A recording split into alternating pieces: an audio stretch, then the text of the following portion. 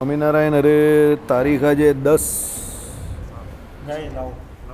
9 March 2025 રવિવારના અનુક્રમમાં આપણે આ શ્રીમદ ભાગવદ્ ગીતા જે ભુજથી પ્રકાશિત થઈ છે તે જોઈ રહ્યા છીએ. ગોપાળાનંદ સ્વામીનું ગીતાભાષ્ય છીએ.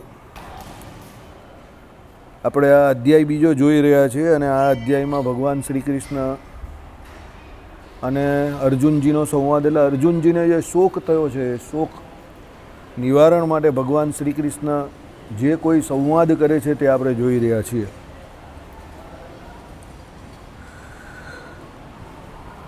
ભગવાને શું કહ્યું કે ભાઈ, જ્ઞાનીઓ મૃત્યુ પામેલા તથા જીવતા હોવા છતાં તેમને દુઃખ પ્રાપ્ત થયેલું છે એવા પોતાના બાંધવોને માટે શોક કરતા નથી, અને તો પ્રાણવિહીન એટલે દેહ માટે કે પ્રાણધારીઓ માટે સમ્યક જ્ઞાનીઓ શોક કરતા નથી. વિનાશશીલ સ્વભાવને કારણે દેહ શોક કરવા લાયક નથી, અને અવિનાશી સ્વભાવને કારણે આત્મા પણ શોક કરવા યોગ્ય નથી. તેથી તારું આ શોક કરવું નકામું છે. ભગવાને શું કહ્યું? ભાઈ, તને જ્ઞાનની જરૂર છે. જ્ઞાન કહ્યું તો આત્મનિષ્ઠારૂપ જ્ઞાન. ભાઈ, જે દેહવાદી છે સમજો, તેને દુઃખ છે, કારણ કે જે દેહી છે તે દેહ તો આમ પણ નાશ પામવાનો જ છે, એટલે એના વિશે દુઃખ કરવાથી કોઈ ફાયદો નથી. આજે નહીં ને કાલે દેહ તો પડવાનો જ છે, સમજો. એટલે દેહ માટે શોક કરવો વ્યર્થ બાબત છે. આત્મા માટે કોઈ પણ પ્રકારનો શોક કરવા જેવો નથી, કારણ કે આત્મા તો વર્ષોથી જેવો છે તેવો ને તેવો જ છે. એને કંઈ સુખ દુઃખ લાગતું જ નથી. એ તો અજ્ઞાને કરીને આપણે આપણા વિશે સુખ દુઃખ માનેલું છે એટલે લાગે છે. બાકી શું છે? આત્મા પણ શોકને યોગ્ય નથી, કારણ કે એનો સ્વભાવ અવિનાશી છે. એ તો મરવાનો જ નથી. મહારાજે વચનામૃતમાં શું કહ્યું? અત્યાર સુધી અજ્ઞાન દશામાં આપણે હતા અને આપણે એવી ખબર ન હતી કે હું આત્મા છું, તો પણ આપણે મરાયા નથી, એટલે આત્મા મરાણો નથી, એટલે આપણે જીવતા છે. તો હવે તો આત્માના એટલે પોતાના સ્વરૂપનું જ્ઞાન થયું છે, અને એ જોડે પરમાત્માના સ્વરૂપનું પણ જ્ઞાન થયું છે. તો પછી આપણે કેવી રીતે મરવાના? એટલે હું મરી જઈશ, આ સૌથી મોટું અજ્ઞાન છે, અને આ પશુવત બુદ્ધિ છે. આવું કહ્યું છે, પશુવત બુદ્ધિ. પશુવત એટલે શું? જે ખાવાનું પીવાનું ને ઊંઘવાનું જાણે છે, આહાર નિદ્રા અને મૈથુન, આ જે ત્રણમાં જ જેની રુચિ છે એવા જે પશુઓ છે, એને આવો ભય હોય કે હું મરી જઈશ, સમજો. એટલે એવો ભય જ્યારે મનુષ્ય જન્મમાં આપણે જીવ જ્યારે આવે ત્યારે આ યોનિમાં આ ભય જે છે, એનું અજ્ઞાન જે છે તે દૂર કરવાનું છે. કેમ? એને ખબર પડવી જોઈએ કે મારું ઓરિજિનલ સ્વરૂપ જે છે તે તો અવિનાશી છે. મારો નાશ સંભવવાનો જ નથી.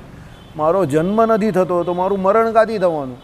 તો જન્મ મરણનો ભય મને પોતાને લાગવાનો જ નથી, અને છે જ નહીં. તો એ મારી પેઠે એટલે મારી અંદર એ પેસ્યો ક્યાંથી?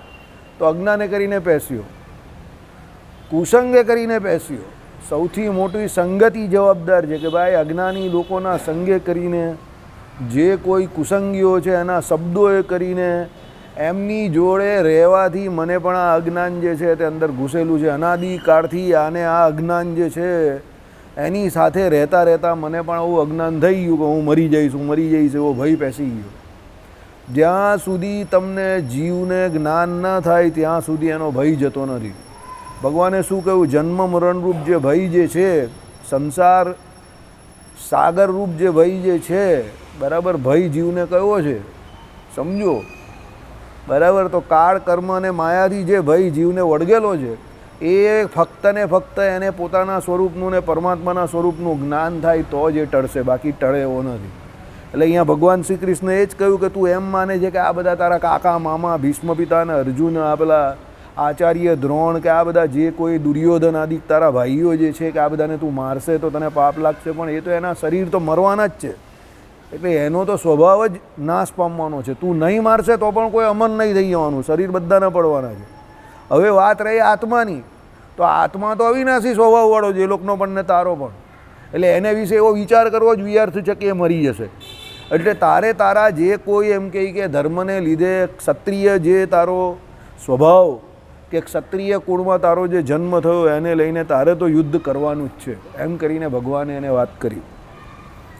તેમાં પહેલાં આત્માનું નિત્યપણું હોવાથી તે શોક કરવા યોગ્ય નથી, એમ કહે છે. આત્મા નિત્ય છે. નિત્યો નિત્યાનામ કરીને એક શ્રુતિ આવે છે, એમાં આત્માને અને પરમાત્માને બંનેને નિત્ય કયા છે. અને રામાનુજ વેદાંત પ્રમાણે તો માયા પણ નિત્ય જ છે, એ કંઈ જતી નથી કશે, કારણ સ્વરૂપે ત્યાં રહી જ છે કાયમ માટે. કાર્ય જે છે તે પેલું કેવું દુકાન ચાલુ થાય ને દુકાન બંધ થાય, પણ એમાંથી દુકાન કશે જતી નથી, દુકાન તો ત્યાંની ત્યાં જ રહી છે. ધંધો ચાલુ થાય જ ને ધંધો બંધ થાય છે, દુકાન કશે નહીં જતી. હા, ધંધા બદલાયા કરે. આપણે ત્યાં લોકો નહીં કહેતા નળ આવ્યા નળ આવ્યા, અરે નળ નથી આવ્યા, અંદર પાણી આવેલા, નળ તો ત્યાંનો ત્યાં જ છે, સમજો. એટલે નળ આવ્યા જે આપણે બોલીએ છીએ તે શું છે? આપણું અજ્ઞાન છે. નળ થોડો આવે છે પેલો, બરાબર. આપણે ત્યાં નહીં કહેતા લોકો લાઇટ આવી લાઇટ આવી લાઇટ આવી, લાઇટ ત્યાંની ત્યાં જ છે ભાઈ, પાવર આવેલો છે અંદર, સમજો, બરાબર. એટલે આ શરીર જે છે ને તે એવું છે, શરીરને વિશે આત્મા હોય ત્યાં સુધી એ પ્રકાશ કરે. જેવો આત્મા અંદરથી નીકળી જાય એટલે શરીર તો ચાલ્યું ગયું, બરાબર. એટલે પેલો કંઈ મરી કાં ગયો? આત્મા અહીંયાથી બીજે ચાલ્યો ગયો. શરીર તો હતું જ એનું કાયમ માટે, સમજો. એ તો એને પ્રારબ્ધ વસાત પ્રાપ્ત થયેલું અને છૂટી ગયું. હવે બીજા શરીરની પ્રાપ્તિ થશે એને. શરીર એનું કાયમ માટે જો એનું એ જ રહેતું હોય અને એ શરીર જ જો એનું સાહજિક રીતે સ્વાભાવિક લક્ષણ હોય તો એ નાશ પામે જ નહીં ને. પણ શરીર શબ્દનો અર્થ જ શિર્યતે તચ્છિરેરમ, જે નાશ પામે છે એ જ શરીર છે, બરાબર. અજ્ઞાનનો અર્થ શું થાય? કે જે કોઈ દિવસ તમને વળગે પછી એના મોહને કારણે તમારે જે છોડવાનું હોય તે છૂટે નહીં ને જે પકડવાનું હોય તે પકડાય નહીં, એ અજ્ઞાન, એ જ મોહ. હવે છોડવાનું શું છે? તો માયાના જે ગુણો છે, લક્ષણો છે, કામ, ક્રોધ, લોભ, મોહ, મદ, મત્સર, એને છોડવાના છે, સમજો. અને આત્મા પરમાત્મા સંબંધી જ્ઞાન છે એને પકડવાનું છે. તો આપણે શું કરીએ? છોડવાના છે એને છોડતા નથી ને પકડવાના છે એને પકડતા નથી. ઉલટી પકડવાનું છે એને છોડી દઈએ છે અને છોડવાનું છે એને પકડી લઈએ છે. એ આપણું અજ્ઞાન સૌથી મોટું, સમજો, બરાબર. લોકો ઉલટા ચશ્મા પહેરાવતા નથી. અત્યારે જ્યાં જાઓ ત્યાં એક જ વાત હોય, કોઈ પણ કથાકાર પાસે, વક્તા પાસે જાઓ આપણા સંપ્રદાયમાં, શું કહે? જો ભાઈ શિક્ષાપત્રી બધાએ પાડવાની છે, આચાર્ય શુદ્ધાનું શિક્ષાપત્રી ન પાડશે તો કલ્યાણ નહીં થશે, એમ કરીને એના ગીત ગાયા કરે, આચાર્યના. અરે ભાઈ, આચાર્યને શિક્ષાપત્રી ન પાડશે તો એનું કલ્યાણ નહીં થશે, તો એ તો તારા ગુરુ છે. તો તારા ગુરુનું કલ્યાણ ન થશે તું એવું કહી છે તો તું શિક્ષાપત્રી પાડે છે, તારું પણ કલ્યાણ નહીં થવાનું. ચાલ બોલ. આપણે એક આપણા સંપ્રદાયની મોટી સભા કરીએ અને બધાને કહીએ કે આખો સંપ્રદાય જે છે તે અત્યારે સંપ્રદાય બહાર છે. કોઈએ મારી જોડે ચેલેન્જ કર્યું હોય તો આવી જાય. આખો સંપ્રદાય છે તે સંપ્રદાય બહાર છે. મારી જોડે કોઈએ ચેલેન્જ કર્યું હોય તો આવી જાય. આખા સંપ્રદાયના બધા લોકોને હું બોલાવી દઉં. પેલા લોકો પૂછે મને કે કેમ? વાંચી લે 207મો શ્લોક. શું લખેલો શિક્ષાપત્રીનો 207મો શ્લોક? આ શિક્ષાપત્રી પ્રમાણે જે ન વર્તી એ અમારા સંપ્રદાય થકી બહાર છે. તો અત્યારે કોણ એવો છે કે જે આખી શિક્ષાપત્રી પાડે છે આખા સંપ્રદાયમાં? તો આખો સંપ્રદાય જ બહાર છે. એવું અમારા સંપ્રદાયવાળા જનોએ જાણો એવું ભગવાને લખેલું છે. પણ સંપ્રદાય જ આખો બહાર ચાલ્યો ગયો તો પછી બીજાને કાં કહી? તો અંદર જાણે કોણ? કિસકે ઉપર રાજ કરું, સબકો તો માર દિયા, અબ ખુદ કો ઉડા ડાલું, એવી વાત છે. આખો સંપ્રદાય થકી બહાર છે તો પછી શું કરવાના? ચલો બોલો. બધા એકબીજાના નિયમ બતાવે. પેલો કહે કે આચાર્ય એના નિયમમાં નથી, પેલો કહે સાધુ એના નિયમમાં નથી, સાધુ કહે ગ્રહસ્થ એના નિયમમાં નથી. તો આખો સંપ્રદાય જ બહાર છે. તો પછી સંપ્રદાય બહાર જ છે આખો, તો પછી તો તમને લોકો જે બીજા લોકો ગાળ દે તે બરાબર જ ગાળ દે જ દે. કારણ કે તમે સ્વામિનારાયણના છો ત્યાં સુધી તમારી વાત બરાબર છે. ચાલો કોઈ માને, સ્વામિનારાયણ ભગવાનને માનવા લોકો કદાચ તૈયાર થાય, પણ તમે સ્વામિનારાયણને તમે જ નહીં માનતા તો તમે તો એનાથી બહાર છો. એને જે શિક્ષાપત્રી લખી એની, તો ભાઈ તમને કેમ લોકો માને? બોલો ચાલો, બરાબર. આ તો શું છે, લોકો હજુ શરીફ છે, બરાબર. મારા જેટલા નાલાયક થયા નથી, બાકી બધાને ફૂટબોલ કરી નાખે, ઉછાળીને ફેંકે. શ્રીજી મહારાજે જે પ્રમાણે શિક્ષાપત્રી કહી અને શિક્ષાપત્રીના 207મા શ્લોક મુજબ જેટલા આ સંપ્રદાયમાં છે એ બધાએ શિક્ષાપત્રી પાડવાની છે. તો બધાએ પોતાની ઉપર જોવાનું જ ને કે મારે મારી શિક્ષાપત્રીના નિયમ પૂરેપૂરા પાડવાના છે, બીજાનું થોડું જોવાનું છે. તમે દાઢી રાખો એટલે મારે દાઢી રાખવાની જરૂરી થોડી છે, સમજો. તમારે તમારી દાઢી હાચવવાની છે, મારે મારી દાઢી હાચવવાની. મારે મારી રીતે મારી શિક્ષાપત્રી પાડવાની, તમારે તમારી પાડવાની. એમ ત્યાગીએ ત્યાગીના નિયમમાં રહેવાનું, ગ્રહસ્થે ગ્રહસ્થના નિયમમાં રહેવાનું, આચાર્ય મહારાજે એમના નિયમમાં રહેવાનું, સમજો. એટલે લોકો શું ખોટી પબ્લિસિટી કરે આ પ્રમાણે કે આચાર્ય એના નિયમમાં નથી એમ લે, એટલે અમે અમારા નિયમ, એટલે આચાર્ય એના નિયમમાં ન હોય એટલે તમને તમારા નિયમ પાળવાની નહીં એવું તમને છૂટ આપી દીધી. તમે ધણી વગરના ઢોર થઈ ગયા, એવું છે? એવું કા લખેલું છે? સમજો, બરાબર? જ્યાં પોતાની શ્રેષ્ઠતા બતાવવાની હરીફાઈ લાગે ને જે જગ્યા પર, ત્યાં સમજી લેવાનું કે હવે અહીંયા મૂર્ખોનું ટોળું જે છે ને તે ભેગું થશે. યાદ રાખજો, મૂર્ખ વ્યક્તિ જેવો હોય જેને પોતાના વખાણ બહુ ગમે અને પોતાની શ્રેષ્ઠતા સાબિત કરવા માટે આખી જિંદગી લડ્યા કરે. હોશિયાર માણસ કોઈ દિવસ શ્રેષ્ઠતા સાબિત કરવા ન લડે. હોશિયાર માણસ ફક્ત શ્રેષ્ઠ કર્મ કરવા પાછળ દોડે, શ્રેષ્ઠતા સાબિત કરવા પાછળ દોડે જ નહીં. એ જ જ્ઞાની વ્યક્તિની નિશાની છે. એ શ્રેષ્ઠ આપે પોતાનું અને શ્રેષ્ઠ કરે. સમજો, શ્રેષ્ઠ માંગે નહીં. અને શ્રેષ્ઠ પોતે લોકોને એને લોકો કે એવું એ ઈચ્છે પણ નહીં. સમજો, એ શ્રેષ્ઠ કરવામાં માનતો હોય, એનું બેસ્ટ આપે, શ્રેષ્ઠ કરે. અને જે બીજાને આંગળી ચીંધતો હોય આ પ્રમાણે કે એના ધર્મમાં નથી એટલે પછી એને પણ કલ્યાણ કરવું હોય તો, અરે ભાઈ એને કલ્યાણ કરવું હોય તો એને ને એ ભગવાનનો સંબંધ છે. એમાં તું કા વચ્ચે આવે છે? શરબત ખાવ. સમજો, તમે આજ્ઞા ના પાડો તો તમારે ને ભગવાને જોવાનું છે. હું આજ્ઞા ના પાડું તો મારે ને ભગવાને જોવાનું છે. તો એમાં એ બીજાને શું કામ દોષ દેવાનો હોય? બરાબર? એટલે કહેવાનું તાત્પર્ય શું છે કે આ બહુ ખોટી રીત છે કે બધા એકબીજા પર ઢોળિયા કરે છે અત્યારે. પહેલાં આવું ન હતું આપણા સંપ્રદાયમાં. યાદ રાખજો, માન એક એવો શબ્દ છે અને સન્માન એક એવી વસ્તુ છે કે બધા એકબીજાને જ્યાં સુધી આપતા ન શીખશે ને ત્યાં સુધી કોઈ દિવસ કોઈ વ્યક્તિનું સન્માન જળવાશે નહીં. મારે તમને સન્માન આપવું પડે તો તમે મને આપો. હું તમને ગાળો ભાંડું તો પછી તમે કેટલા દિવસ સહન કરો? ચાલો બોલો, કોઈ સહન નહીં કરે. એમ ભગવાને ત્યાગી અને ગૃહી બંનેના ગુરુપદે આચાર્ય મહારાજને માનેલા છે, સ્વીકારેલા છે, તો આપણે સ્વીકારી લેવાને. એમાં બધી દલીલો શું કામ કરવાની ખોટી ખોટી? સમજો. અને આપણે બહુ ઘણા બધાને એવું છે કે ભાઈ ત્યાગી મોટા સંપ્રદાય માટે બહુ કરે છે. ચાલ ભાઈ, બહુ કરે છે, માન્યું, ત્યાગી કરે છે, આપણે ના નહીં પાડતા. સમજો, પણ ત્યાગી કરે છે તો સંપ્રદાય માટે કરે છે, પણ ભગવાને જે માળખું બનાવ્યું છે તો એ ત્યાગી બી સ્વતંત્ર તો નથી જ ને.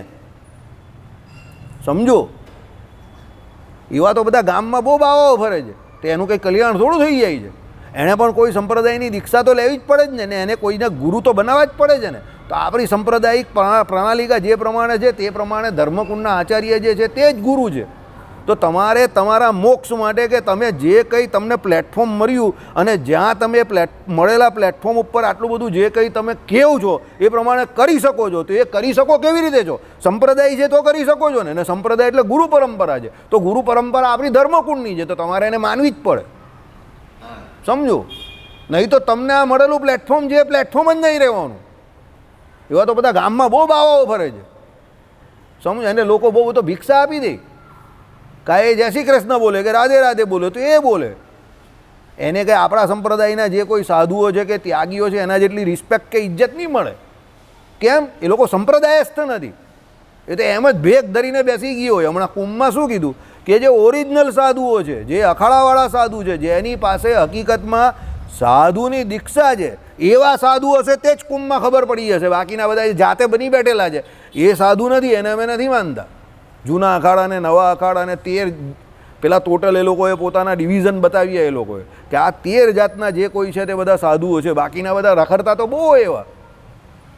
એટલે સંપ્રદાયમાં છે તો તમારી પણ ઇજ્જત છે, મારી પણ ઇજ્જત છે, સાધુની પણ ઇજ્જત છે, બ્રહ્મચારીની પણ ઇજ્જત છે, બધાની ઇજ્જત છે. તો એ સંપ્રદાયના માળખામાં તો બધા જ રહેવાનું છે.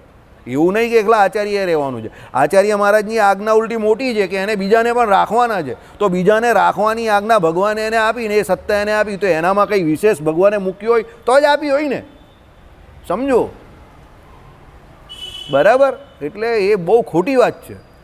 બધાને એક સરખી જવાબદારી ભગવાને આપેલી છે. દેશ વિભાગનો લેખ વાંચો, સત્સંગી જીવન વાંચો. દેશ વિભાગનો લેખ ના સાંભળે એટલે લોકોના પાછા ભવડા ચરી જાય. દેશ વિભાગનો લેખ હું વાંચવાનો? લોકો આવી વાત કરે. તો સત્સંગી જીવન વાંચ લે. સત્સંગી જીવનમાં ભગવાને ચોખવટ કરેલી જ છે બધી. અને દુનિયામાં એવો કોઈ સંપ્રદાય નથી, એક પણ સંપ્રદાય નથી કે જેમાં જો તમે તમારા ગુરુની આજ્ઞા ન પાડો કે તમે તમારા ગુરુને માન સન્માનની દ્રષ્ટિએ ન જોવો તો તમારો મોક્ષ થઈ જાય. એવું એક પણ સંપ્રદાય નથી. જાઓ, મને એક સંપ્રદાય એવો બતાવી દેવો કે જ્યાં એવું કહેવામાં આવ્યું હોય કે તમારા ગુરુ પાસે દીક્ષા લીધી પછી ગુરુ કોણ ને તમે કોણ ને ગુરુની કોઈ ઇજ્જત નહીં. અરે ઉલટાનું દરેક સંપ્રદાયમાં દરેક જગ્યા પર એવું છે કે ભગવાન અને ગુરુ બે સાથે આવે તો પહેલાં ગુરુને પગે લાગવાનું પછી ભગવાનને લાગવાનું. ગુરુનું એટલું બધું સન્માન છે આપણી સનાતન સંસ્કૃતિમાં. તો ગુરુને સન્માન આપ્યા વગર કે એને માન આપ્યા વગર તમે કોઈ દિવસ તમારી જે કોઈ લક્ષ્ય હશે ત્યાં પહોંચી નહીં શકવાના. સમજો, કોઈ પણ ન પહોંચી શકે. હા, પછી તમારો લક્ષ્ય જ એવો હોય કે ના ભાઈ તમારે ગુરુનું અપમાન જ કરવું છે કે ગુરુને સાઈડ પર જ રાખવા છે અને પોતે સર્વે સર્વા થઈ જવું છે તો કરી જવું. એ પણ કોણ ના પાડે જ તમને? ભોગવશો. પછી જે કરશે એ ભોગવશે, એ તો નક્કી જ વાત છે. સમજો, જે કરશે એ ભોગવશે જ, ગેરંટેડ વાત છે. એમાં તો મીન મેક નહીં મળે. શાસ્ત્રોમાં લખેલા એક એક શબ્દો સાચા છે, યાદ રાખજો. તમે એને તોડી મરોડીને ગમે તે કહેવાની કે કરવાની કોશિશ કરો એ કોઈ દિવસ ફળવાનું નથી. બરાબર? ચાલો, એટલે એમાં આત્માનું નિત્યપણું હોવાથી તે શોક કરવા યોગ્ય નથી. શ્લોકાર્થ હું કોઈ કાળમાં ન હતો એવું નથી, તું પણ ન હતો એવું કે આ બધા રાજાઓ પણ નથી એવું પણ નથી. અર્થાત હું, તું અને આ સર્વે પૂર્વે હતા જ, હવે પછી આપણે બધાએ નહીં હોઈએ એવું પણ નથી, અર્થાત હોઈશું જ. હું સૃષ્ટિને પૂર્વે પણ હતો એમ નહીં, અર્થાત ક્ષરઅક્ષરનો સ્વામી સર્ગાદકનો કરતા ક્યારેય ન હતો એમ પણ નહીં. ભગવાનનું આ કહેવું દ્રષ્ટાંત છે. એટલે ભગવાને શું કહ્યું? ભાઈ હું સૃષ્ટિનો કરતા છું. સમજો, એટલે સૃષ્ટિની પહેલાં ન હતો એવું નથી. સર્ગાદિક જે કંઈ થયા, સર્ગ વિસર્ગાદિક ભગવાનની જે લીલા છે તે, એટલે ઉત્પત્તિ ભગવાને જે સૃષ્ટિની કરી તે, પ્રલયકાળને વિશે, માયાના ગર્ભને વિશે જે જીવો હતા એ જ બધા જીવોને ભગવાને સૃષ્ટિ કાળે માયાના ગર્ભમાંથી બહાર કાઢ્યા અને આ આખી સૃષ્ટિ કરી ભગવાને. હવે સૃષ્ટિ કરી તો ભગવાન તો સૃષ્ટિ કરી ત્યારથી જ ભગવાનનું કામ દેખાયું. તો ભગવાનનું કામ દેખાય પછી જ આપણે ભગવાનને ઓળખીએ ને. તો એ પહેલાં શું ભગવાન ન હતા? કોઈ એવો ડાઉટ કરી શકે ને? ના, એવું નથી. એ પહેલાં પણ ભગવાન હતા. ઉત્પત્તિકાળ ન હતો એ પહેલાં કયો કાળ હતો? તો પ્રલયકાળ ચાલતો હતો. તો એ પ્રલયકાળ એટલે કયો પ્રલયકાળ પહેલાંનો?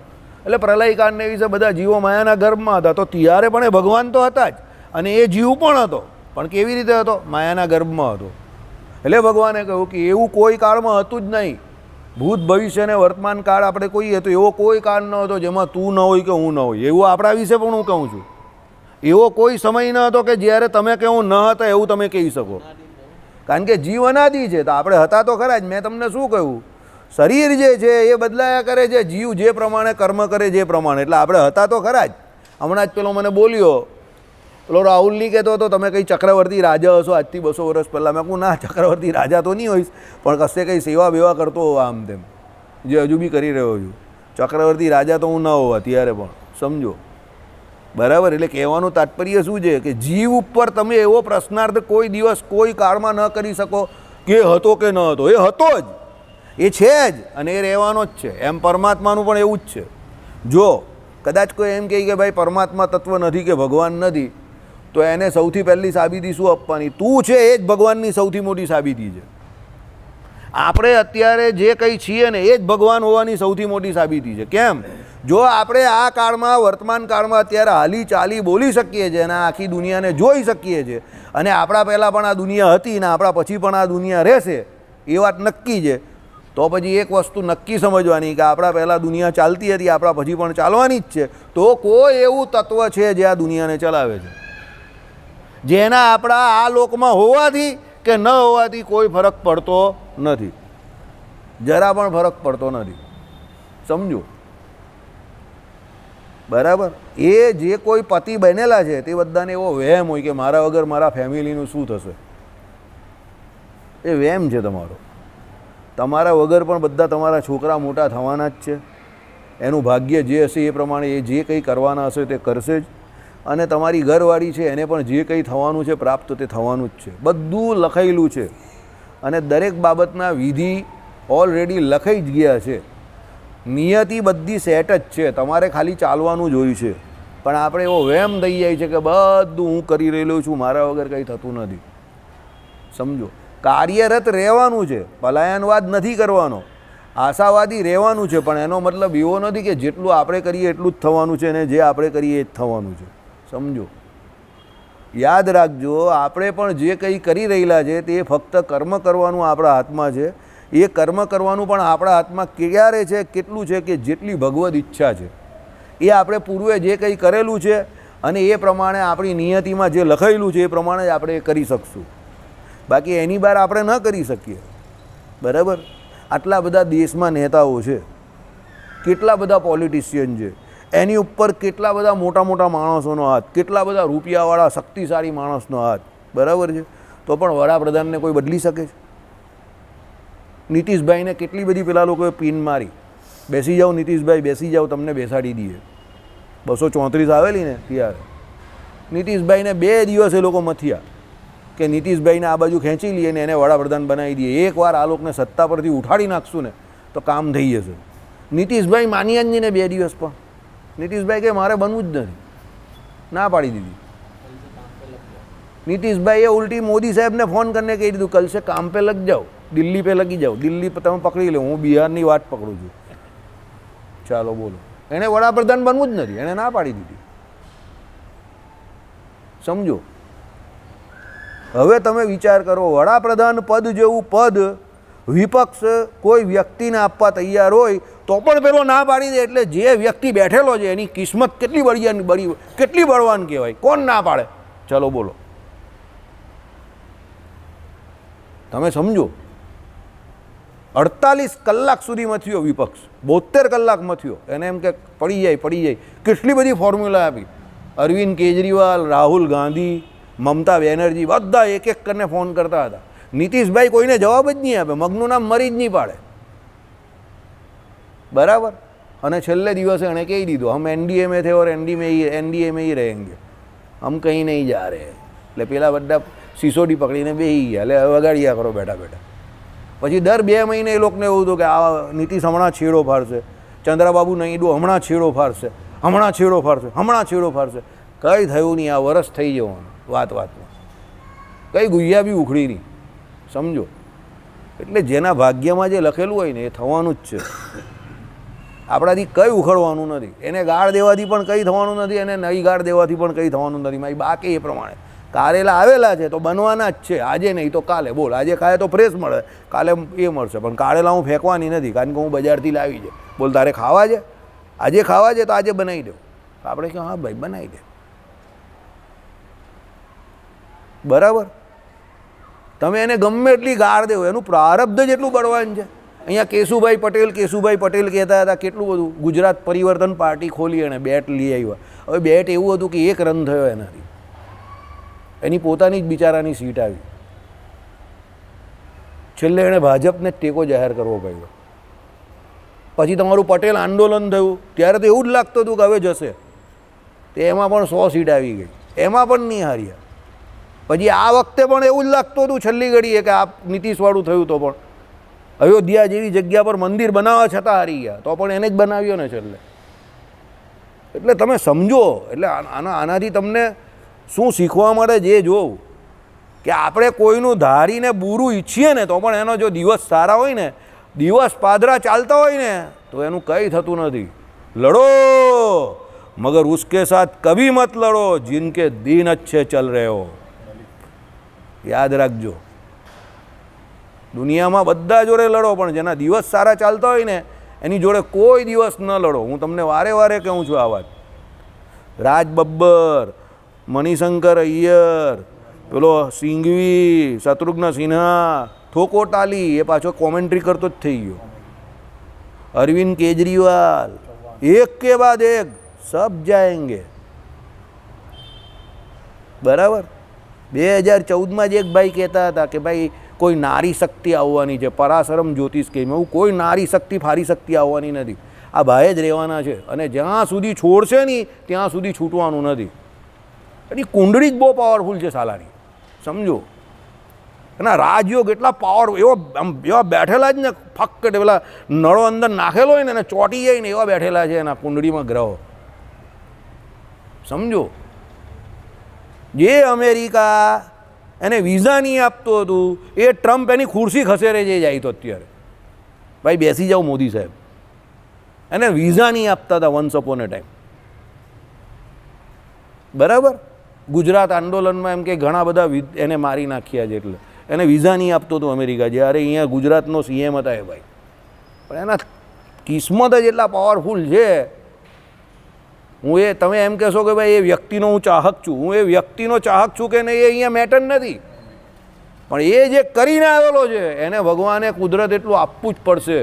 ભગવાને બલિ વિશે શું કહેલું યાદ છે કોઈને?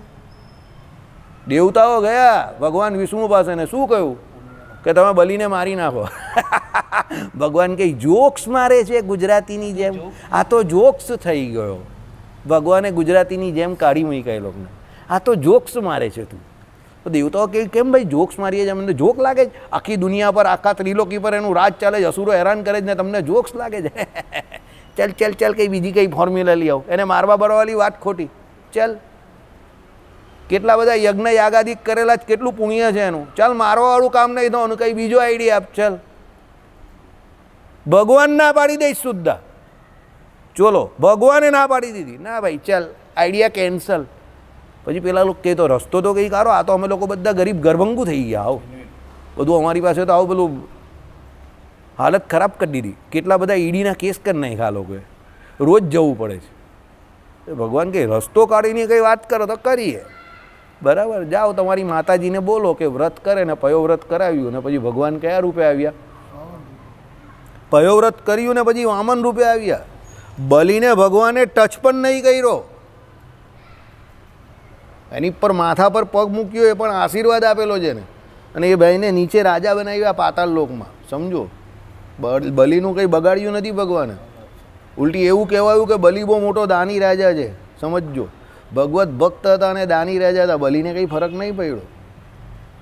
એટલે તમારા દિવસ તમારું પુણ્ય હોય તો ભગવાન પણ તમારું કંઈ બગાડી નહીં શકતા, યાદ રાખજો. એટલે તો હું તમને વારે વારે કહું છું, કર્મના બળિયા બનો. લોકો તમારા વિશે શું કહે છે એની ફિકર નહીં કરો, તમને કોઈ હલાઈ નહીં શકે, યાદ રાખજો. बराबर. अब हमने भी अपना पैर जमा दिया है और ऐसा ज़मीन के ऊपर फेविकॉल डाल के जमाया है, चाहे लोग कितना भी उसको उखाड़ने की कोशिश करें, लोगों के हाथ उखड़ जाएंगे लेकिन हमारे पैर ज़मीन से नहीं उखड़ेंगे. समझी जाओ. કર્મના એટલા બળિયા બનો કે ભગવાન પણ ચાહે ને તમને હટાવી નહીં શકે. કર્મ બળ્યું જોઈએ. સમજો, ભગવાન શું કહે છે? આખી દુનિયા સિદ્ધાંત પર ચાલે છે અને હું પણ સિદ્ધાંત પર જ ચાલું છું. ભગવાનના ભક્ત હતા બલિ, એટલે ભગવાને એને કંઈ ના કર્યું, પણ અસુરો હેરાન કરતા હતા. એ લોકોનું રાજપાટ ગયું કારણ કે એ બધા ધર્મની બહાર જતા હતા. સમજો, બાકી બલિને કંઈ ફરક ન પડ્યો કારણ કે એ કર્મનો બળ્યો હતો. એણે તો આખી પૃથ્વી પર બધે યજ્ઞ કરાવેલા હતા. એટલે હું તમને કહું છું, કર્મના બળિયા બનો. આખી દુનિયા ભેગી થઈને તમારું કંઈ નહીં બગાડી શકશે. જાઓ. હે ગમે જિંદગી કુછ તો દે મશવરા, એક તરફ ઉસકા ઘર એક તરફ મેં કદા. એવી વાત છે. આઈડિયા આવી ગયો? તમે એકલા હશો ને મેકદા એટલે ખબર જ તમને. એક તરફ ઉસકા ઘર એક તરફ મેકદા, એટલે એક તરફ એનું ઘર અને એક તરફ પેલું દારૂખાનું જે કહે ને શરાબખાનું, તે એવી વાત છે કે તમે એકલા હશો ને આખી દુનિયા તમારી સામે હશે ને, પણ કર્મના બળિયા હશો ને આખી દુનિયા મળીને પણ તમારું કંઈ ન બગાડી શકે. બોલો, બરાબર. પેલો કહે ને, अगर दीन अच्छे हो तो बड़े से बड़े हाथी तक घुस जाते हैं और अगर दीन बुरे हो तो छोटी सी चींटी वो भी अपनी जगह नहीं बना सकती. आइडिया આવી ગયો? કમાલ આ છે બધો. કમાલ જીવના કર્મોનો છે. કાળ ભગવાને કહ્યું ને, બધે કર્મ નહીં ચાલતું બાજુ, કાળ પણ જોવાનું, બધું જોવાનું છે. પણ આપણી પાસે શું છે? કાળ આપણી પાસે છે નથી ને. આપણી પાસે કાળ નથી કારણ કે આપણે ગયા વખતે સમજેલા એ પ્રમાણે કાળ તો સ્વતંત્ર છે. આપણી પાસે શું છે? તો આપણું કર્મ છે.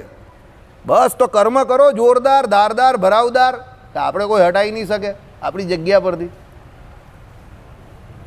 સમજો, બરાબર. દુનિયાના એટલે ભારતના બધા જ્યોતિષ કહેતા હતા 2008-10થી કે આ ગુજરાતનો સીએમ જે છે ને એની કુંડળી જ એવી છે કે જે ભારતનો પીએમ બને. બાકી આખા ભારતના કેટલા બધા નેતાઓ હતા, આના સિવાય કોઈ ન બને, આના સિવાય કોઈ ન બને. કેટલા બધા હડલ્સ પાર્ટીની અંદર, સુષ્મા સ્વરાજ, નીતિન ગડકરી, અડવાણી, એના ગુરુ જ, કેટલા બધા હડલ્સ, મુરલી મનોહર જોશી, બધાને પાર કરીને એ માણસ ત્યાં પહોંચી ગયો છેલ્લે. સમજો, એટલે હું તમને કહું છું, લડો મગર ઉસકે સાથ કભી નહીં લડો જિસકે દીન અચ્છે હો. હવે તમે કહો કે એનું બેકગ્રાઉન્ડ, બેકગ્રાઉન્ડમાં એના ભાઈઓને જોઈ લેજો બધા, એનું ફેમિલી બેકગ્રાઉન્ડ જોઈ લો, એના ભાઈઓને ખાલી જોઈ લો, તમે જોઈ લો એના ભાઈઓને, બિચારાઓ બધા તમને જોઈને જ કોઈ બધા એવું લાગે કે આ હાલા કયા ઘરમાં આવો માણસ આવી ગયો. બરાબર? એટલે એનો મતલબ શું થયો કે એ પોતે એના કર્મો દ્વારા આગળ આવેલો છે, એની પાસે કોઈ બેકગ્રાઉન્ડ નથી, તો સામાન્ય ઘરનો માણસ છે, સમજો. બરાબર? પણ આજે એના ઘરના માણસને અગર કિસી કો બોલો मेरे घर के किसी आदमी को टच करेगा काट के फेंक देगा. समझी ગયા? પોઝિશન બનાવવાની પડતી है, એણે એની પોઝિશન બનાવી દીધી. એના ઘરના સામાન્ય માણસો છે, એકદમ સામાન્ય, એટલે એકદમ સામાન્ય, પણ લોકો શું કહેતા હશે? મોદી સાહેબના ઘરવાળા છે, કોઈ ટચ પણ નહીં કરી શકે એવી હાલત થઈ ગઈ. આટલી મજબૂતાઈ કેવી રીતે આવી? સમજો. લોકો ભલે કે આમ છે તેમ છે ફલાણું ઢીકણું, પણ હું પર્સનલી એક વાત તને કહું, મને ગમેલી છે આ વાત, કે દુનિયામાં પહેલી વખત કોઈ એવો ખતરનાક માણસ આવ્યો ગુજરાતી, પાછો જે માખી મારતા પણ ડરે, એ ગુજરાતીથી બધા હલે છે. સમજો, આખી ભારતના બધા નેતા બધા જ હલે છે. આ પહેલો ગુજરાતી એવો આવ્યો કે જેનાથી બધા હલે છે. એક મહાત્મા ગાંધી હતા, અને એના પછી આ પહેલો આવ્યો 70 વર્ષમાં કોઈ મરદનો બચ્ચો કે જેનાથી બધા ડરે છે. સમજો. બરાબર? એટલે કુછ તો બાત હે ઉસમેં જિસકી પડદાદારી હે. સમજી ગયા? એટલે કોઈને ગાળ દેવ, બધી વાત બરાબર છે. આપણે એમ નહીં કહેતા કે ભાઈ એ સર્વસ્વ છે, કે એના બધા પાસા સવડા જ છે, કે એની રાજનીતિ સારી છે, એ બધી વાત અલગ છે. સમજો. પણ મેઇન વસ્તુ શું છે કે તમે એનો ઇતિહાસ જો, એનું કોઈ કંઈ બગાડી નહીં શકતું. અહીંયા ગુજરાતમાં 2002થી જે ભાઈ આવ્યા, આજે 2025 થઈ ગયા. રાજનીતિમાં 23 થી 24 વર્ષ કાઢવા એટલે અરે 23-24 કલાક કાઢવા આગળ પડી જાય. તમે 23-24 વર્ષની કા વાત કરો? સમજો. તમારી સોસાયટીનું ઇલેક્શન હોય ને, એમાં તમે ઊભા રહેજો, તમારી બાજુમાં ઊભો રહેલો જ તમને મત નહીં આપશે. યાદ રાખજો, સોસાયટીના ઇલેક્શનમાં.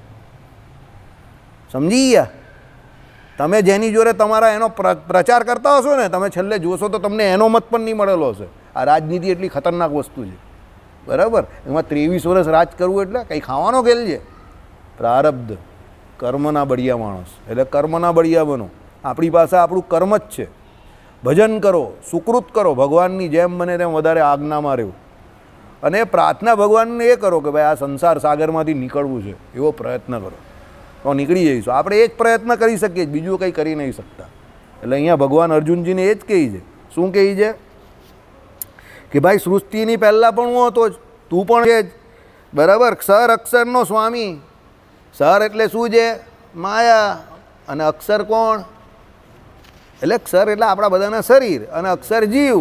આપણે બધું લઈને જ ફરીએ છીએ. ભગવાને આ બોડી એવું બનાવેલું છે, અને એની અંદર બધું જ છે. અંદર ભગવાન પણ રહેલા છે, જીવ પણ છે અંદર. આ જીવ આપણો, એની અંદર ભગવાન, આ માયાનું તત્વ આખું 24 તત્વ. એટલે આપણે ત્રણને લઈને જ ફરીએ છીએ, સાથે ને સાથે જ. સમજી ગયા? કંઈ આપણાથી જુદું છે જ નહીં. બહાર પણ ભગવાન છે, અંદર પણ ભગવાન છે. બહાર પણ માયા છે, અંદર પણ માયા છે. આ બધી માયા જ માયા છે. સમજી જાઓ. એટલે બધું આપણે લઈને ફરીએ છીએ. અસંખ્ય જીવો બહાર પણ ફરે છે, ને આ અંદર આપણો જીવ છે એક અંદર, આપણે પોતે જ બેઠેલા છે તે. સમજી જાઓ. એટલે બધું ભગવાન એવું બનાવેલું છે કે તુજમે અંદર તમે બધા, એટલે તમારી અંદર આખું દુનિયા પણ આવી જાય, અને તમે આખી દુનિયામાં પણ રમી રહેલા છો. સમજો. એ તમને ખબર નહીં પડતી કેવી રીતે, પણ થાય છે. સ્વપ્ન સૃષ્ટિમાં તમે જાઓ તો ઘણી વખત તમે કંઈ જોયું નહીં હોય, ભાડ્યું નહીં હોય, બધું તમને નહીં દેખાઈ જતું, તો તમે ત્યારે દુનિયામાં કાં ખોઈ જાઓ છો? તમને કાં કંઈ ખબર હોય છે? તો તમે ત્યારે આખી દુનિયામાં ફરી આવો છો ને જઈને. રાજા, ચીનના રાજા નહીં બની જતા, જિનપિંગની જગ્યા પર નહીં બેસી જતા. એ જિનપિંગ ચાલ ખસી જાય, ચાલ તો હું ચીનનો રાજા, ચોંગ ચીંગ કરતા. જિનપિંગ વિચાર કરે કે આ ચીનનો રાજા કેમ થઈ ગયો એકદમ? ભાઈ સપનામાં તો હું રાજા થઈ જાઉં ને, ચીનનો રાજા પણ બની જાઉં, મને કોણ રોકી શકે? બરાબર? ચાલો. એટલે સર્ગાધિકનો કરતા ક્યારે ન હતો એમ નહીં, પણ આ ભગવાનનું કેવું દ્રષ્ટાંત છે, તું પણ સૃષ્ટિની પૂર્વે ક્યારે હતો નહીં એમ પણ નહીં, કે પછી આ રાજાઓ સૃષ્ટિની પૂર્વે ન હતા એમ પણ નહીં. વળી આપણે આ વર્તમાનકાળ પછી ક્યારેય પ્રલયકારે પણ આપણે નહીં હોઈએ એવું પણ નહીં. અરે ભાઈ બધા મરી જશે પછી પણ બધા રહેવાના જ છે, પ્રલયકાર થઈ જશે તો પણ બધા રહેવાના જ છે. બધા અહીંયા એમને એમ જ છે, કંઈ બદલાવાનું નથી. એટલે કોઈ વહેમ એવો રાખો નહીં કે મારા વગર આમ નહીં થાય ને, મારા વગર તેમ નહીં થાય ને, આમ ને તેમ ને, હું આમ કરી નાખું ને તેમ કરી નાખું. ભાઈ ગરીખમ ભાઈ, આપણા વગર દુનિયા ચાલતી હતી ને ચાલવાની જ છે. શાંતિથી ભજન કરો, જે કંઈ કરી શકતા એ કરો. જેમ સર્વેશ્વર હું મારા સાધુજનોના રક્ષણ માટે હાલ વર્તમાનમાં આ દિવ્યરૂપથી સકળ મનુષ્યોના નેત્રો માટે દર્શનરૂપ થનાર. વાહ વાહ, શું વાક્ય છે! સાધુજનોના રક્ષણ માટે ભગવાન આવેલા છે. પરિત્રાણાય સાધુનામ વિનાશાય ચ દિષ્કૃતામ ધર્મ સંસ્થાપનાર્થાય સંભવામિ યુગે યુગે. બરાબર. એટલે શું કહ્યું કે ભાઈ આ બધા વર્તમાન કાળમાં જે મારા દિવ્ય રૂપથી સકળ મનુષ્યો એ બધા મારા દર્શન કરે છે. બરાબર. મારી આ પ્રકારના પૂર્વે ન હોવાની સંભાવના નથી જ કે હું ભાઈ આવી રીતે ન હતો એવું ન માનો, એવું કોઈ સંભાવના નથી એવું નહીં. હું પહેલાં પણ હતો જ. હમણાં જ મારી વાત થયેલી, આપણે હમણાં જ વાત કરેલી અહીંયા કે બહાર ગમે ત્યાં કરેલી. અત્યારે આપણે ભગવાન અહીંયા નહીં દેખાતા, સમજો. મનુષ્ય રૂપે ભગવાન આપણે અત્યારે નહીં દેખાતા, એટલે એનો મતલબ એવો થોડો છે કે ભગવાન ન હશે. એવું તમે નહીં કહી શકો કે અત્યારે ન જ હશે, સમજો. એ તો હશે જ ગમે ત્યાં. અનંતકોટી બ્રહ્માંડમાં ભગવાન ગમે ત્યાં કોઈને કોઈ બ્રહ્માંડમાં હોય પણ ખરા, સમજો. અને બીજા કોઈ હરિભક્તોને અત્યારે દર્શન આપતા પણ હોય. અને હવે પછીના જે કોઈ પુરાણ આદિક રચાય એમાં એ ચરિત્ર આવે પણ ખરું. તમને ને મને કાં ખબર છે? અત્યારે તમે શ્રીમદ ભાગવત વાંચો છો તે કઈ કયા કયા કલ્પની કથા છે, બધા જોવું તો ખરા.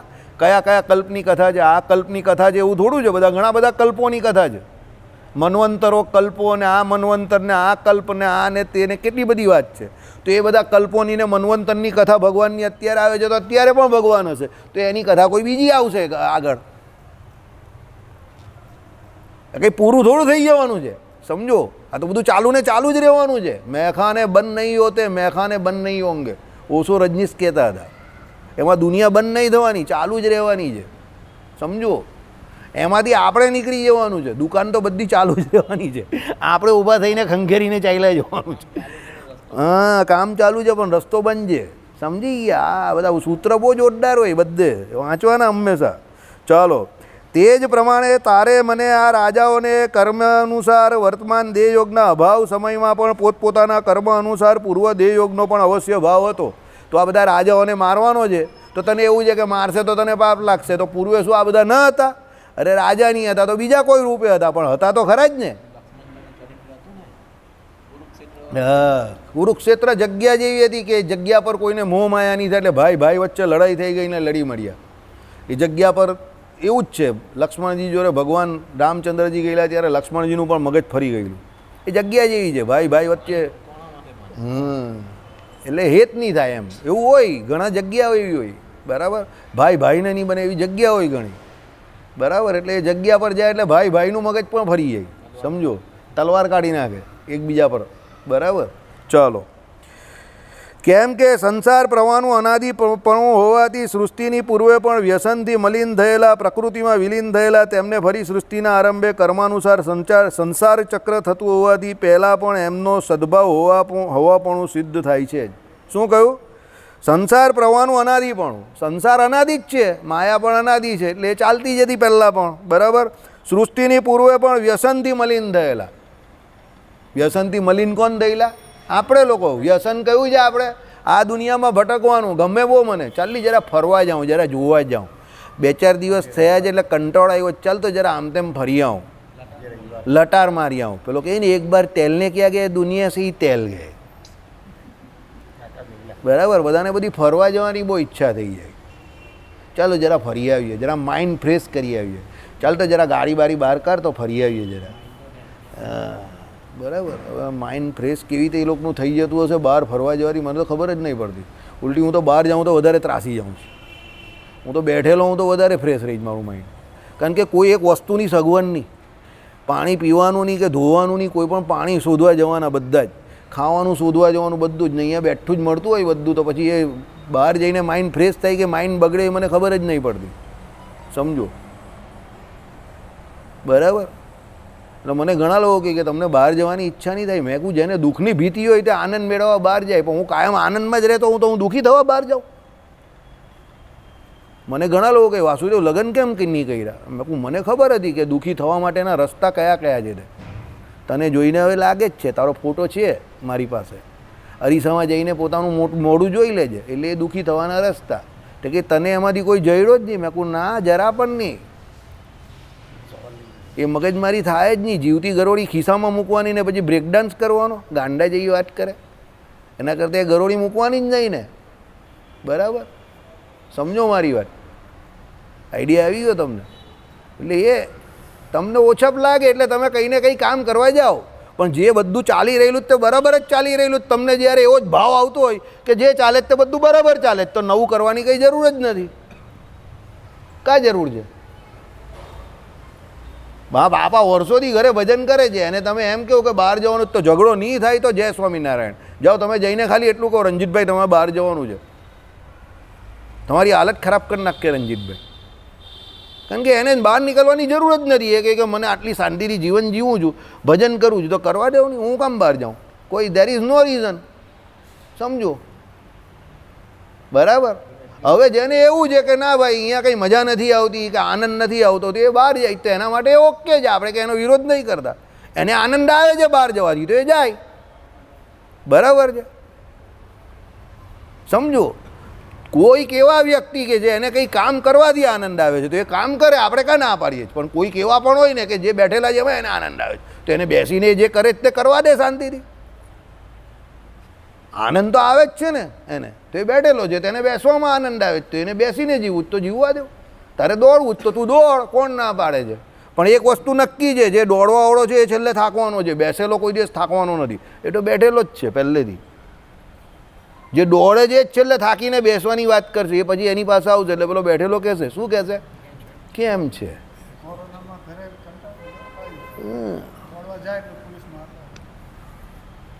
જો કેમ કંટાળતા હતા? જો તારા સવાલમાં જ જવાબ છે એનો. એને બેસવાનો અનુભવ નથી એટલે. સમજો? હા, અમને લોકોને બહાર કાઢો આગળ છે, તું સમજતો જ નથી આ વાત. અમારે બહાર જબરજસ્તી નીકળવું પડે છે. અમારા આખા ખાનદાનનો આ બહુ મોટો પ્રશ્ન છે, યક્ષ પ્રશ્ન છે. અમારી પાસે કામ તમારે કરાવવું પડે. અમે કરવા ના જઈએ, ગેરંટી જોડે કહીએ, કોઈ કરવા ના જાય. નીકળે જ નહીં ને પેલો ઘરમાંથી બહાર જ નહીં નીકળે. જરૂર જ કાંઈ છે? જ્યાં જે છે તે બધું બરાબર જ ચાલે છે. પેલો કહે કે હા તું બરાબર જાનીભાઈ પ્રમુખ નથી બનવું. પેલો કહે ને ટિકિટ ટિકિટ ટિકિટ નહીં ચાહીએ, ચાલ જા આગળ. સમજો? પેલો ઘણા લોકો કહે કે તમે તમારી જાતને બહુ હોશિયાર સમજો. ના, તું હોશિયાર, પણ મને જે કરવું જ તે કરવા દે. ચાલ તું હોશિયાર, ચાલ જા આગળ. બરાબર. કોઈ ચીન જાય, કોઈ ભૂટાન જાય. તમે કાઠિયાવાડથી અહીંયા આવ્યા, પણ અમે કશે અહીંયાથી ગયા કેમ? અમે અહીંયા જ્યાં છે તે સુખી જ છે, તો અમે શું કામ જઈએ કશે? સમજો? તમારા જેટલા પૈસા નથી અમારી પાસે, તો અમે જેટલા છે એમાં સુખી છે. સુરતીએ કેટલાય આત્મહત્યા કરી, તમારો રેશિયો જોઈ લેજો. તો સુખી કોણ? અમારો માણસ જ સુખી ને. સાધન કોની પાસે વધારે? સગવડ કોની પાસે વધારે? રૂપિયા કોની પાસે વધારે? તમારી લોક પાસે, જે બહારથી આવીને મહેનત કરે એની પાસે. કામ તો તમે લોકો વધારે કરો, તો મરો પણ તમારા વાળા જ મરે વધારે છે ને. અમારા વાળો તો જ્યાં છે ત્યાં ખુશ જ છે, સુખ જ છે. પેલો કહીને ભાઈ અહીંયા બેઠેલો છું તો બેઠેલો છું. અમે તો આજે, હું તો કહું ને, હું તો આજે પણ આરતી કરું તો લોકો જ મને કરાવે છે. હું તો ખસતો જ નથી. લોકો આમ લઈ જાય તો આમ ચાલ્યો જાય, આમ તો આમ, પેલો બહાર તો બહાર ચાલ્યા ગયા. એટલે નહીં ભાઈ, પૂરું થઈ ગયું. વિરોધ કરવાનો જ નહીં. ને બહુ પબ્લિક હોય તો ઘનશ્યામ મહારાજમાં ઊભા રહી જવાનું. પછી પેલો જન્માષ્ટમી હોય તો અહીંયાથી જવાનું જ નહીં. પછી બધા થાકીને બહાર આવે, પછી આપણે શાંતિથી લટાર મારીને જઈને ઘરે જઈને ઊંઘી જવાનું. એટલે તું જીતી ગયો. એટલે નહીં ભાઈ, મારે તો ખુશ રહેવું છે ને, સુખી રહેવું છે. મારે કાં કંઈ સાબિત કરવું છે? સમજો? જેને સાબિત કરવું છે એને બધી ચિંતા છે. મારે કંઈ સાબિત જ નહીં કરવું. આઈડિયા આવી ગયો? હા, વાર લાગશે હજુ. It will take some time. એ વિચાર જગતને અપનાવતા વાર લાગશે. સમજો? બરાબર. પણ અપનાવશે જગત, એ પણ અપનાવશે. ચિંતા કોઈ નથી આપણે. બરાબર. થોપવાનો નહીં કોઈની ઉપર કોઈ વિચાર. શાંતિ એક જગ્યા પર બેસવાથી જે ભજન કરે છે એને જ છે. જેના જે ધર્મ છે એ પછી એને રહેવાનું છે. સાધુ ચાલતા ભલા, એને એ વાત બરાબર છે. પણ બીજા જે કોઈ છે એને નવલખા પર્વત પર પેલા લોકો વર્ષો સુધી એમને એમ થોડા બેઠેલા હોય અને ભગવાનનું ભજન કરતા હોય. અને એ લોકો 9 લાખ યોગીઓ ભગવાનનું કેટલા વર્ષો સુધી ભજન કરતા હતા. તો ભગવાન એની પાસે ગયા ને સામેથી. ભગવાન કે આપણે જવું પડશે, આ તો ત્યાં ને ત્યાં ચોંટી ગયા બધા. ભગવાન ગયા ને એની પાસે. હા, ભીષ્મએ શું કહ્યું? જો ભાઈ, એક પ્રતિજ્ઞા તે કરી તો હું હથિયાર નહીં ઉઠાવીશ, તો એક પ્રતિજ્ઞા મેં પણ કરી, હથિયાર તો તારે ઉઠાવવું પડશે. જો ભીષ્મની પ્રતિજ્ઞા વધારે ખતરનાક છે, કારણ કે એની પ્રતિજ્ઞા એની ઉપર આધારિત નથી, સામેવાળા પર આધારિત છે. અને સામે કોણ છે? કોઈ સામાન્ય નથી, ભગવાન છે. તે શું કહ્યું? હથિયાર તો તારે ઉઠાવવું પડશે. અગર તુમી તો તુમ હો તો ક્યાં તુમ હો, હમી તો અમે તો ક્યાં અમે. એ કંઈ નાના મોટા કોઈ આપણા દુશ્મન છે જ નહીં. આ બધા તીર તપ્પર જોડે લડવામાં હું માનતો જ નથી. સમજો, નિશાન આવા ધરખમ માણસના જ રાખવાના. પોતાના જિંદગીમાં કોઈને ગોલ બનાવવાના, આદર્શ પુરુષ તો આવા જ રાખવાના. ભગવાનને હલાવી નાખે એવા માણસ. એ જીવ જ હતા ભીષ્મ, પણ એને શું કહ્યું? ભાઈ એક પ્રતિજ્ઞા તમે કરી, એક મેં પણ કરી. તમે કહ્યું કે હથિયાર નહીં ઉઠાવીશ, તો મેં કહ્યું કે ઉઠાવવું તો પડશે જ. ભાઈ તું ભગવાન છે તો ભગવાન, હું કાં ના પાડું છું. સમજો, પણ હું પણ કંઈક તો છું ને. એ હું તારો ભક્ત છું, જે છું તે પણ તારો ભક્ત છું. શું કહ્યું એણે? હું રોજ તને યાદ કરીશ. અહીંયા જ બેઠેલો છું, અહીંયા જ સૂઈ ગયેલો છું. 1000 બાણ વાગ્યા મને ગમે તો હું તને યાદ કરીશ. તારે રોજ આવવું પડશે દર્શન આપવા. એ રોજ જતા હતા. હી હેડ ટુ ગો. એણે એનું બેસ્ટ કર્મ કર્યું ને, એટલે ભગવાન પણ કહે ભાઈ એ એનું બેસ્ટ કરે તો મારે જવું પડશે. એટલે દુનિયામાં બધી વસ્તુ પોતપોતાની રીતે બરાબર છે, પણ છેલ્લે મેં તમને કહ્યું એ પ્રમાણે તમે પોતે શું કરવા માંગો છો એ મેઇન વસ્તુ છે. What is your goal? દુનિયા આમને આમ ચાલ્યા કરશે, જેનું જે હશે તે બધું બરાબર હશે, પણ તમે પોતે શું કરવા માંગો છો એ મેઇન છે. તમને કોઈ હલાવી નહીં શકે, તમારો પોતાનામાં દ્રઢતા હોય તો. બરાબર? ચાલો, એટલે વ્યસનથી મલિન. વ્યસન એટલે કઈ વાસના જે છે ને તે બધી વ્યસનરૂપ છે. એ આપણે અંદર વળગેલી છે, જેને કારણે આ જન્મ મરણ આપણા થયા કરે છે. પ્રકૃતિમાં વિલીન થયેલા, એ પ્રકૃતિમાં માયાના ગર્ભમાં વિલીન થયેલા છે. તેમને ફરી સૃષ્ટિના આરંભે કર્માનુસારે સંસાર ચક્ર થતું હોવાથી પહેલાં પણ તેમનો સદભાવ હોવાપણું સિદ્ધ થાય છે જ. સદભાવ હોવાપણું એટલે સમજી ગયા, એ પહેલાં પણ હતા. સદભાવ કેનો શબ્દ છે ખબર જ તમને? અદ્વૈત વેદાંતનો શબ્દ છે. કે પહેલાં પણ એ હતા એટલે એને સદભાવ કહ્યો. સમજો, સતભાવ. સત એટલે સાચું, એટલે એ પહેલાં પણ હતા અને પાછા અત્યારે પણ આવશે. માટે જેમ સાધુઓના રક્ષણ માટે હમણાં મારું પ્રાગટ્ય થયું છે, તેમ ભવિષ્યમાં પણ થશે. આવી ગયું ને? જો ત્યારે તો અત્યારે પણ, તો અત્યારે બી હોઈ શકે છે. બરાબર? અત્યારે થોડુંક ઉલટું છે. આમાં લખેલું સાધુઓના રક્ષણ માટે, અત્યારે થોડોક શબ્દ વાક્ય રચનામાં ફેરફાર કરવો પડે. સમજી જાઓ. ચાલો, સમજી ગયા? વાક્ય રચનામાં ફેરફાર કેવી રીતે કરવો પડે? જરા ગ્રામરમાં ફેરફાર કરવો પડે તમારે. ઓકે.